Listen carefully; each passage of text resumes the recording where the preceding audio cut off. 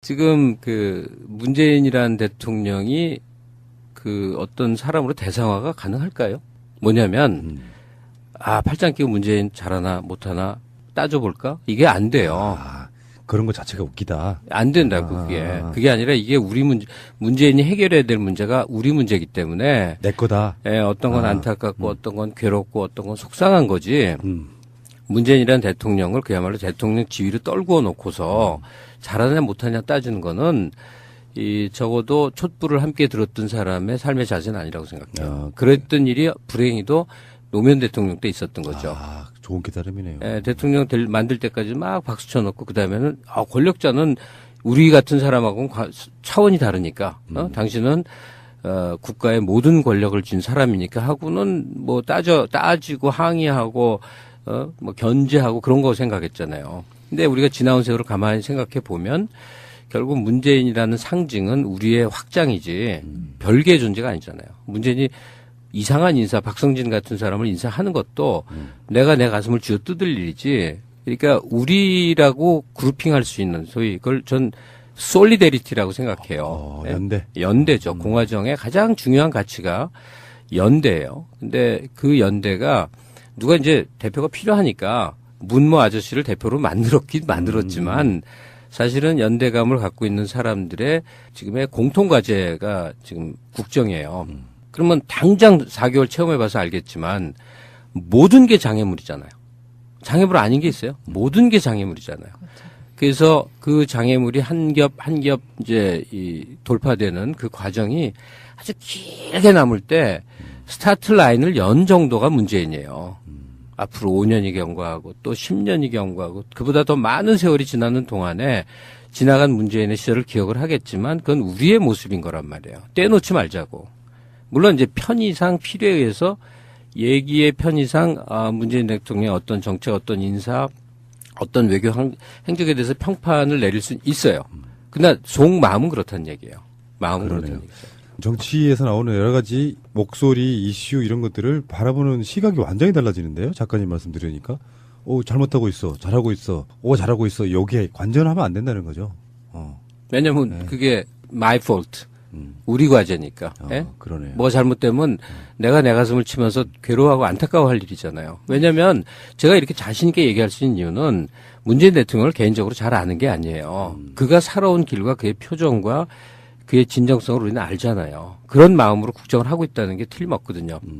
근데 당장 청와대 안에만 해도 이루 헤아릴 수 없는 이해 당사자들이 서로 충돌하면서 하여튼 팀을 이루고 있어요. 그러니까 마음 같지 않은 일들이 많이 벌어지죠. 근데 그때마다 반응하는 게 얼마나 바보 같은 일이에요. 가령 내가 내 가족과 더불어 살아가는데 마음 같지 않은 일들이 생겼을 때 그래서 뭐 어쩌고 아니잖아요. 어떻게 해결해야 되지? 우리 아이가 반에서 꼴등을 했어. 그러면 이놈의 새끼 해가고 고아원에 버릴까? 그런 일은 없잖아요. 이놈을 어떻게 하면 성적을 좀 올리지? 뭐 이런 고민을 하게 되잖아요.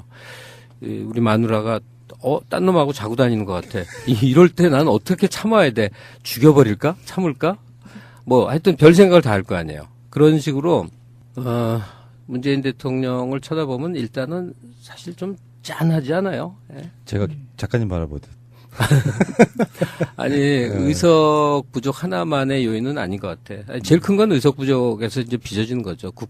뭐 하나 인준하자고 그렇게 대통령이 그렇게 사정을 해야 되는구나 생각하면 자존심 상하고 아주 기분 더럽죠. 네. 네. 그런 것부터 해서 사회 전체 경제인들, 재벌 회장들 만나서 잘 지내자고 저렇게 해야 되는 거. 그다음에 그 트럼프 같은 사람 앉혀놓고 그런 하여튼 모든 면이 참 안쓰러운데 그게 우리 자신의 꼬라지죠. 우리가 그만큼밖에 힘이 없는 거고 어떻게 해나갈지가 과제인데 그 중에서도 이제 문재인 대통령을 제일 안쓰럽게 하는 사람이 하나 있죠. 김정은이죠. 이놈의 자식으로 어디서 불러서 좀 따로 좀 얘기 좀 하고 싶은데 방법은 없고 전화를 할 수도 없고 잠깐 어디로 나오라고 할까요? 좀 뒷골목으로 나와. 옥상으로 와. 근데 이게 이런 건 있죠. 우리가 이제 북핵도 좀 많이 이야기해봤고 북한 쪽 상황에 대한 이야기도 많이 들어봤고 근데 사실은 그 모든 관점이 이렇게 돼요. 우리나라의 보수 야당이라고 하는 사람들의 관점이 미국 관점이에요. 그리고 일부의 진보에 계시는 분들은 관점이 북한의 관점이에요. 한국의 관점으로 이야기하는 사람이 실제로 그렇게 많지 않습니다. 언론상에 나오는 이야기를 들어보면 사드 배치에 대해서도 북한이나 진보적 관점에서만 보면 이해 못하는 행위고요. 또 정반대로 미국 관점에서 보면 당연한 관점이라 보니. 아니 근데 저는 뭐 이해 못할 건 하나도 없다고 생각하는데 굳이 지금 푸나님 설명대로 난 북한 관점이구나 생각해 보니까 김정은의 행동은 너무나 이해는 가요. 왜냐하면 김정은의 모든 무기 개발, 핵 개발은 미사일 개발은 단 하나의 이유가 있다고 봐요. 단 하나의 이유예요. 그 무기로 미국 침공해서 점령할까? 일본 침공할까? 남한 점령할까? 택도 없는 소리 아니에요. 그건 상식으로 봐도 말도 안 되잖아요. 시리아나 리비아나 이라크처럼 되고 싶지 않다는 거죠. 미군 공습을 제어할 수 있는 수단을 안 갖고 있으면 우리도 언젠간 당한다. 이거예요. 그걸 위해서 지금 자기가 아직 집권을 한 30년 할 거라고 믿을 거 아니에요. 나이가 있으니까. 30년이 왜 평생 하면 그런 생각을 하다 보니 일단 자국 방위에 모든 걸 거는 거겠죠. 그리고 실제로 미국의 행적을 보면 여차하면 가서 공군 폭격기로 그냥 아작을 내버릴 가능성도 현재 높고 중동을 또 때리기는 지금 얼마나 힘들어요. 중동을 또 그러기는 어렵잖아. 그러면 여차하면 가능성이 있어서 이제 그런다 싶긴 한데 북한이 그래서 그러하다는 것을 우리는 암묵적으로 이해하고 있고 그다음에 사드 같은 경우도 우리가 돈 주고 사줘야만 되는 어쩔 수 없는 정황에 대해서 아주 치욕적으로 느껴야 되고 한번 생각해 보세요. 사드가 과정 죽인 무기여서 사실은 그 배치해봤자 괌에 놓나 성주에 놓나 거기서 거긴 거고 배치해봤자 사실은 사방에서 날아오는 그걸 뭘로 막냔 말이에요. 다 알아요. 다 알아. 근데 제가 이해하는 이거는 어디에 정설은 아니고 제가 이해하는 유일무이한 것은 그냥 그 로키드 마틴사의 매출 때문에 빚어진 일이라고 생각을 해요. 그러니까 대규모 전쟁이 최근 꽤 오랫동안 없었잖아요. 무기 산업의 로비력은 대통령을 올렸다 내렸다 하는 수준이니까 대통령을 죽이기도 하잖아요. 케네디 죽이듯이. 미국의 현직 대통령이란 군수 산업체의 이해를 반영하지 않는 한 절대로 그 지위를 유지할 수 없다. 그렇기 때문에 로키드 마틴이나 이런 회사들의 큰 매출에 대통령으로서 기여를 해야 된다. 그리고 트럼프 입장에서는 그 비싼 무기를 팔 수 있는 적지로 이제 한국을 딱 발견을 해서 푸시를 하는 거다. 그러면 별 볼 일 없는 무기인 걸 뻔히 알면서도 우리 정부로서도 우리가 갖고 있는 건 사실 돈이니까 안보를 돈으로 사는 건 굉장히 지혜로운 일이니까 사람을 죽이는 게 아니니까 그래서 사드에 대해서 이제 이 대통령당에서 입장 바꾸는 거에 대해서 이해도 하고 중국도 그놈의 무슨 사드 밑에 무슨 레이더가 엄청나게 해서 중국을 샅샅이 들여다 본다고 그러는데 뭐 방어할 수 있는 거 다 있더라고요. 그러니까 중국도 결국 미국 견제 뭐 남한을 그렇게 꼭 견제하려고 하는지는 모르겠는데 어쨌든 미국과의 대립각 수립에서는 상당히 유효한 수단이니까 서로 가면놀이 하고 있는 거예요. 사드라는 덩어리가 군사적 실효성은 별로 없다. 그런데 미국은 장사를 해야 되겠고 한국 대통령은 그 장사에 맞춰주는 대가로 이 방위에 국방에 좀 도움을 얻어야 되고 뭐 하여튼 이런 것들이 얽혀 설켜 있잖아요. 그 속에 우리 대통령이 뜨고 앉아 있네. 어찌해야 돼? 어찌해야 되냐고. 우리 편 응원해야죠. 그러니까 이런 문 대통령이 이렇게 선택을 해도 문제 저렇게 가령 뭐 무슨 임시 배치 이거 웃기는 얘기잖아요 사실. 임시 배치가 뭐야? 근데도 그게 일종의 이 중국 더러 들으라고 하는 우리가 좋아서 하는 건 아닙니다라고 하는 뭐 읍소 비슷한 거란 말이에요. 온갖 그런 식의 그 애절한 행동을 한국 대통령이 해야 돼. 그것도 우리의 대통령이. 그러니까 안타깝죠. 안타깝고 속상한데 뭐 힘이 그것밖에 없는 거 어떡하냐고. 저는 이제 문재인 대통령을 관성의 법칙 관점으로 한번 바라보고 싶은 게 있어요. 뭐냐면 우리는 일반인들은 아까 그 작가님 이걸 좀 깨주셨는데 대통령이 됐으니까 권력 다 가지고 있어서 뭐 알아서 하겠지 뭐 요 관점이라고 하면 관성은 뭐냐면은 권력을 수백 년 동안 쥐었던 세력이 있어요. 그 사람들 입장에서는 노무현 대통령 같은 뭐 김대중 대통령 마찬가지였을 거예요. 그들이 비주류들이에요. 비주류 갖고 있는 권력을 인정하지 못하는 거예요. 어찌어찌해서 노무현 대통령 그런 방식으로 끌어내려서 정권을 지들끼리 바꿨는데 다시 문재인 대통령이 올라가 있어도 바라보는 시각은 김대중 노무현 보듯 하는 거예요. 비주류로 보고 있는 거죠. 그래서 뭘 해도 못마땅한 거예요. 잘해도 못마땅하고 못하면 못하는 대로 또 못마땅하고 그러니까 반대를 위한 반대가 계속해서 발목 잡기를 하는 거거든요. 그 관점으로 해서 보면 문재인 대통령 TV 나올 때마다 불쌍해요. 마음적으로. 근데 이거는 정권을 이쪽 사람들이 관상이 될 정도로 한 3, 40년은 잡아두면 그때서는 포기할 거예요. 근데 이 5년은 잠시 준 거라고 생각하는 그 관점으로 그들이 바라보지 그럼요. 않을까요? 지금도 네. 그렇게 보죠. 예. 잠깐 뺏긴 거지만 결국 돌아온다고 생각을 하는데 거기에 대해서는 제가 너무 강력한 의견이 있고 또 그게 잘 안 받아들여지기도 하고 그러는데 뭐냐면 세상이 뭐 도약도 있어요. 역사에 도약도 있는데 그거는 특별한 경우, 혁명기, 뭐 전쟁기, 특별한 경우가 있고 생산력이 확 교체될 때 뭐 이런잖아요. 근데 평상시는 결국 계단을 밟아가는 건데 우리 한국 사회의 이제 뭐 성장 단계, 진보 단계에서 지금 문재인 정권이 맞이하고 있는 것은 과제가 뭘까? 과제가 뭘까? 이렇게 생각을 해보면 제 눈에는 그냥 명확히 보여요. 뭐냐면 그 사회의 성장 발달 단계 수준의 정치 환경을 만들라는 게 문재인 정권의 과제 같아요. 그렇죠. 예. 그러니까 이게 제가 무슨 소리를 하냐면 문재인 정권이 보수 정당이 되어야만 한다는 얘기를 지금 드리려는 거예요. 결론부터 얘기를 하면. 기득권 어떤 면에서 보면 기득권자, 주류 뭐 이쪽. 왜냐면 우리가 자꾸 그 새누리 계열들, 그 박근혜 세력이나 이명박 세력이나 이쪽을 이제 크게 보는데 그건 사실 다 도구로 쓰였던 건데 보수가 아니에요. 무슨 얼어 죽을 보수냐. 그냥 도구로 쓰였던 건데 그쪽이 이제 주류를 딱 장악하고 이제 거기에 대한 대항 세력이 뭐 야당이나 민주당 뭐 이런 관점이었는데 이 사회 성장 단계에 지금의 야당 그러니까 새누리 계열이 너무 시대에 뒤처진 거죠. 지금 그 사람들이 5년 동안 열심히 갈고 다듬어서 정권 다시 되찾고 가능할 것 같아요? 한번 생각해 보세요. 가능하냐고. 그 사람 떠올려 보세요. 거기에 앉아 있는 사람들. 뉴페이스가 등장한다고 우리 뉴여해 같은 사람이 뉴페이스잖아. 가능하냐고. 아니에요. 예. 지금은 민주당 수준의 진보성. 이게 한국 사회의 주류가 될 만해요.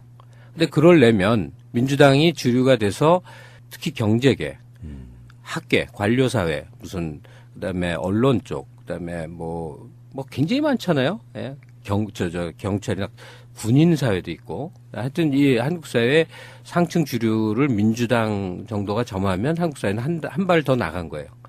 다만 성급한 사람들, 여기 앉아 계신 푸나님 같은 사람이 보기에는 이제 분통이 터지겠지. 보수화됐어. 이럴 수가 있어. 그렇지 않습니다. 그럴 때는 이제 새로운 진보 세력이 민주당을 때리면서 등장해야 되는 거잖아요. 이건 사실 제가 언제가 다른 기회가 있을 때 이 얘기를 드린 바도 있는데 그렇게 지금 가고 있는 것 같아요. 지금 지지율이나 이걸 보면 내년 6월에 이제 일단 1차 결판이 날 것 같잖아요. 그러면 이게 잘 유지가 돼서 내년 전체 지방 정부를 민주당이 거의 석권하는 그런 정도, 경북의 일부만 내주고 석권하는 정도로 하면 의석은 뭐 부족해도 민주당 천하로 간다고 봐야 되겠죠. 그렇게 되면 사회 중상류층들, 소위 기득권들의 욕구 반영이 없을 수가 없단 말이에요. 지금은 개혁 과제가 눈앞에 보이니까 사실 미디어 이슈, 미디어 통해서 막 이렇게 좀 보여주기 많이 하잖아요. 뭐 커피 들고 측근 들고 걷는 것부터 시작해서 잘하고 있는 건데, 그러나 이제 제일 크게는 뭐 재벌 문제 어떻게 할 것이냐, 네. 그다음에 대중 대미 관계에서 균형 어떻게 유지할 것이냐, 사회복지 엄청난 수요가 있는데 어떻게 할 것이냐. 이제 그거를 기대만큼 못 풀 거라고요. 기대만큼. 보수화될 거라고. 그리고 현재 정치권이 아닌 쪽의 사회 주류들이 민주당에 막 투항하고 있는 게 막 보이거든요. 스스로 투항하고 있어요. 왜냐. 이게 길게 보니까 다 민주당이 한 10년, 20년 먹을 것 같거든요. 최소 10년은 가능하다고 봐야죠. 현재로라면. 그러니까 이런저런 선대기하고 제가 이제 저도 사적으로 아는 의원들이 있을 거 아니에요. 그러면 옛날 민주당 의원들이 이렇게 교류를 못하던 대상들이 먼저 막 와요. 그건 뭐 로비나 뇌물 이쪽이 아니고 그냥 관계 맺기. 상당한 기간 동안은 민주당이 이제 주류화로 탈바꿈하는 그 과정. 오늘 저 녹음하는데 진선미 씨가 김어준하고 아침 인터뷰를 하는 걸 제가 이제 점심 때고 우리 밤돌이 강아지랑 이제 옥상에서 놀거든요. 그때 딱 파티를 들어, 그때. 근데 진선미 씨는 그 전 정권의 국정원의 만행에 대해서 막 분노해서 흥분해서 말하는데, 역시 여전히 야당이구나. 여당에 여유감이 없구나. 현재 국정원이 내 거라는 인식이 전혀 없구나. 아마 이거 굉장히 오래 갈 거예요. 지금 그러니까 그렇죠. 민주당 의원들은 과거 지금 적폐라고 표현을 하는 그게 이제 내가 적폐의 주역이 되고자 하는 생각이 추호도 없어서 계속 의식은 많이 야당이야. 그래서 좀 웃기기도 하고 재밌기도 하고 그래요. 아까 말씀하신 것 중에 이제 뭐 푸나님은 흥분할 거야 이렇게 예측이랄까요? 추측을 하셨는데 저도 사실은 팟캐스트를 뭐 4년째 하고 있으면서 많이 바뀌었어요. 네. 그러니까 생각이 바뀌더라고요. 학습 효과가 없으면 저는 사람이 아니라고 생각하는데 예를 들어서 박성진 후보자에 대한 논란이 생겼어요. 뉴라이트 내. 근데 보통의 예전 마인드 같으면 그걸 제가 이제 생각의 패러다임을 바꾸자 이렇게 약간 주장하는 바인데 예전 같으면 문재인 대통령도 별거 없네. 뭐 그런 사람을 데려다 쓴데까지가 예전의 패러다임이었어요. 근데 이걸 조금만 뒤집어 생각해보면 정반대로 저는 아까 말씀하신 그 관점이에요. 오죽했으면 그 생각이 먼저 떠오르니까 적개심은 안 들더라는 거예요. 좀 서운할 수는 있겠지만 답답했죠. 네. 예, 그 경우는 문재인 정부 규모는 작은 거지만 제가 개인적으로 느낀 건 이제 최대 미스블로우라고 생각을 해요. 좀 터무니없는 인사였는데 정말 사람이 없나 봐요. 그 내각을 채우는데 푸나님이라도 좀 데려가지. 그러니까. 사람이 없나 봐. 아, 문모 아저씨를 대표로 만들었긴 만들었지만 사실은 연대감을 갖고 있는 사람들의 지금의 공통과제가 지금 국정이에요. 그러면 당장 4개월 체험해봐서 알겠지만 모든 게 장애물이잖아요. 장애물 아닌 게 있어요. 모든 게 장애물이잖아요. 그래서 그 장애물이 한 겹 이제 돌파되는 그 과정이 아주 길게 남을 때 스타트 라인을 연 정도가 문재인이에요. 앞으로 5년이 경과하고 또 10년이 경과하고 그보다 더 많은 세월이 지나는 동안에 지나간 문재인의 시절을 기억을 하겠지만 그건 우리의 모습인 거란 말이에요. 떼놓지 말자고. 물론 이제 편의상 필요에 의해서 얘기의 편의상 문재인 대통령의 어떤 정책, 어떤 인사, 어떤 외교 행적에 대해서 평판을 내릴 수 있어요. 그러나 속마음은 그렇다는 얘기예요. 마음은 그러네요. 그렇다는 얘기죠. 정치에서 나오는 여러 가지 목소리, 이슈 이런 것들을 바라보는 시각이 완전히 달라지는데요. 작가님 말씀 들으니까. 잘못하고 있어. 잘하고 있어. 잘하고 있어. 여기에 관전하면 안 된다는 거죠. 왜냐면 그게 my fault. 우리 과제니까. 예? 그러네요. 뭐 잘못되면 내가 내 가슴을 치면서 괴로워하고 안타까워할 일이잖아요. 왜냐하면 제가 이렇게 자신 있게 얘기할 수 있는 이유는 문재인 대통령을 개인적으로 잘 아는 게 아니에요. 그가 살아온 길과 그의 표정과 그의 진정성을 우리는 알잖아요. 그런 마음으로 국정을 하고 있다는 게 안 되잖아요. 시리아나 리비아나 이라크처럼 되고 싶지 않다는 거죠. 미군 공습을 제어할 수 있는 수단을 안 갖고 있으면 우리도 언젠간 당한다. 이거예요. 그걸 위해서 지금 자기가 아직 집권을 한 30년 할 거라고 믿을 거 아니에요. 나이가 있으니까. 30년이면 평생 하면 그런 생각을 하다 보니 일단 자국 방위에 모든 걸 거는 거겠죠. 그리고 실제로 미국의 행적을 보면 여차하면 가서 공군 폭격기로 그냥 아작을 내버릴 가능성도 현재 높고 중동을 또 때리기는 지금 얼마나 힘들어요. 중동을 또 그러기는 어렵잖아. 그러면 여차하면 가능성이 있어서 이제 그런다 싶긴 한데 북한이 그래서 그러하다는 것을 우리는 암묵적으로 이해하고 있고 그다음에 사드 같은 경우도 우리가 돈 주고 사줘야만 되는 어쩔 수 없는 정황에 대해서 아주 치욕적으로 느껴야 되고 한번 생각해 보세요. 사드가 과정적인 무기여서 사실은 그 배치해봤자 괌에 놓나 성주에 놓나 거기서 거긴 거고 배치해봤자 사실은 사방에서 날아오는 그걸 뭘로 막냔 말이에요. 다 알아요. 다 알아. 근데 제가 이해하는 이거는 어디에 정설은 아니고 제가 이해하는 유일무이한 것은 그냥 그 로키드 마틴사의 매출 때문에 빚어진 일이라고 생각을 해요. 그러니까 대규모 전쟁이 최근 꽤 오랫동안 없었잖아요. 무기 산업의 로비력은 대통령을 올렸다 내렸다 하는 수준이니까 대통령을 죽이기도 하잖아요. 그게 우리 자신의 꼬라지죠. 우리가 그만큼밖에 힘이 없는 거고 어떻게 해나갈지가 과제인데 그 중에서도 이제 문재인 대통령을 제일 안쓰럽게 하는 사람이 하나 있죠. 김정은이죠. 이놈의 자식으로 어디서 불러서 좀 따로 좀 얘기 좀 하고 싶은데 방법은 없고 전화를 할 수도 없고 잠깐 어디로 나오라고 할까요? 좀 뒷골목으로 나와 옥상으로 와. 근데 이게 이런 건 있죠. 우리가 이제 북핵도 좀 많이 이야기해봤고 북한 쪽 상황에 대한 이야기도 많이 들어봤고 근데 사실은 그 모든 관점이 이렇게 돼요. 우리나라의 보수 야당이라고 하는 사람들은 관점이 미국 관점이에요. 그리고 일부의 진보에 계시는 분들은 관점이 북한의 관점이에요. 한국의 관점으로 이야기하는 사람이 실제로 그렇게 많지 않습니다. 언론상에 나오는 이야기를 들어보면 사드 배치에 대해서도 북한이나 진보적 관점에서만 보면 이해 못한 행위고요. 또 정반대로 미국 관점에서 보면 당연한 관점이라 보니. 아니 근데 저는 뭐 이해 못할 건 하나도 없다고 생각하는데 굳이 지금 부사님 설명드린 건 난 북한 관점이구나 생각해 보니까 김정은의 행동은 너무나 이해는 가요. 왜냐하면 김정은의 모든 무기 개발, 핵 개발은 미사일 개발은 단 하나의 이유가 있다고 봐요. 단 하나의 이유예요. 그 무기로 미국 침공해서 점령할까? 일본 침공할까? 남한 점령할까? 택도 없는 소리 아니에요. 그건 상식으로 봐도 말는 게 틀림없거든요. 근데 당장 청와대 안에만 해도 이루 헤아릴 수 없는 이해 당사자들이 서로 충돌하면서 하여튼 팀을 이루고 있어요. 그러니까 마음 같지 않은 일들이 많이 벌어지죠. 근데 그때그때마다 반응하는 게 얼마나 바보 같은 일이에요. 그러니까 내가 내 가족과 더불어 살아가는데 마음 같지 않은 일들이 생겼을 때 그래서 뭐 어쩌고 아니잖아요. 어떻게 해결해야 되지?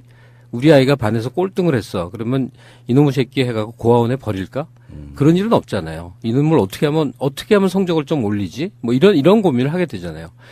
우리 마누라가 딴 놈하고 자고 다니는 것 같아. 이럴 때 난 어떻게 참아야 돼? 죽여버릴까? 참을까? 뭐 하여튼 별 생각을 다 할 거 아니에요. 그런 식으로 문재인 대통령을 쳐다보면 일단은 사실 좀 짠하지 않아요? 예. 제가 작가님 바라보듯. 아니 의석 부족 하나만의 요인은 아닌 것 같아. 아니, 제일 큰 건 의석 부족에서 이제 빚어지는 거죠. 뭐 하나 인준하자고 그렇게 대통령이 그렇게 사정을 해야 되는구나 생각하면 자존심 상하고 아주 기분 더럽죠. 네. 네. 그런 것부터 해서 사회 전체 경제인들, 재벌 회장들 만나서 잘 지내자고 저렇게 해야 되는 거. 그다음에 그 트럼프 같은 사람 앉혀놓고 그런 하여튼 모든 면이 참 안쓰러운데 지금 그 문재인이라는 대통령이 그 어떤 사람으로 대상화가 가능할까요? 뭐냐면 팔짱 끼고 문재인 잘하나 못하나 따져볼까? 이게 안 돼요. 그런 것 자체가 웃기다. 안 된다고 그게 아니라 이게 우리 문재인이 해결해야 될 문제가 우리 문제이기 때문에 내 거다. 예, 어떤 건 안타깝고 어떤 건 괴롭고 어떤 건 속상한 거지. 문재인이라는 대통령을 그야말로 대통령 지위로 떨구어 놓고서 잘하냐 못하냐 따지는 거는 적어도 촛불을 함께 들었던 사람의 삶의 자세는 아니라고 생각해요. 그랬던 일이 불행히도 노무현 대통령 때 있었던 거죠. 좋은 깨달음이네요. 예, 대통령 만들 때까지 막 박수 쳐놓고 그다음에는 권력자는 우리 같은 사람하고는 차원이 다르니까 당신은 국가의 모든 권력을 쥔 사람이니까 하고는 뭐 따지고 항의하고 뭐 견제하고 그런 거 생각했잖아요. 근데 우리가 지나온 세월을 가만히 생각해 보면 결국 문재인이라는 상징은 우리의 확장이지 별개의 존재가 아니잖아요. 문재인이 이상한 인사, 박성진 같은 사람을 인사하는 것도 내가 내 가슴을 쥐어 뜯을 일이지. 그러니까 우리라고 그룹핑할 수 있는 소위 그걸 전 솔리데리티라고 생각해요. 연대. 연대죠. 공화정의 가장 중요한 가치가 연대예요. 근데 그 연대가 누가 이제 대표가 필요하니까